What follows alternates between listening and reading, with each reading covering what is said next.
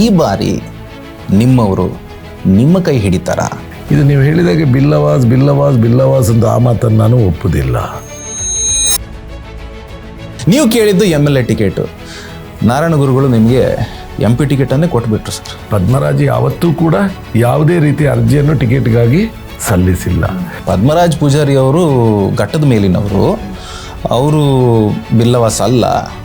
ಮತ್ತು SDPI ಜೊತೆ ನಿಮ್ಮ ಹೆಸರು ಕೂಡ ಕೇಳಿ ಬರ್ತಾ ಇತ್ತು ಸರ್. ಸರ್ಟಿಫಿಕೇಟ್ ಅಂತ ಒಂದಿದೆಯಲ್ಲ, ಅದನ್ನು ತೆಗೆದು ನೋಡಿದ್ರಲ್ಲಿ ಗೊತ್ತಾಗುತ್ತಲ್ಲ. ಇದೆಲ್ಲ ಇಲ್ಲಿ ಚರ್ಚೆ ಮಾಡುವಂಥ ವಿಚಾರವಂತ ಅವ್ರದ್ದು.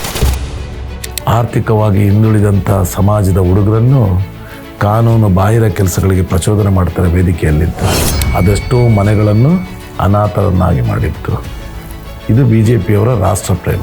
ಪದ್ಮರಾಜ್ ಅವರು ಒಬ್ಬ ಒಳ್ಳೆ ಅಡ್ವೊಕೇಟ್, ಅವರು ಒಳ್ಳೆ ಮಾತುಗಾರ. ಅವರು ಚಿನ್ನದ ರಸ್ತೆ ಮಾಡಿಕೊಟ್ಟವರು ಇದ್ದಾರೆ, ಮಾತಲ್ಲಿ 1000 ಕಿಲೋಮೀಟರ್ ವೇಗದಲ್ಲಿ ಹೋಗುವಂಥ ಬುಲೆಟ್ ಟ್ರೈನ್ ತಂದವರು ಇದ್ದಾರೆ. ತುಂಬ ಜನ ಇದ್ದಾರೆ ಇಲ್ಲಿ, ಬೇರೆ ಬೇರೆ ರೀತಿಯ ಮಾತುಗಳನ್ನು. ಅದೇ ಪದ್ಮರಾಜ ಮಾತುಗಾರ ಅನ್ನೋದನ್ನು ನಾನು ಒಪ್ಪುವುದಿಲ್ಲ.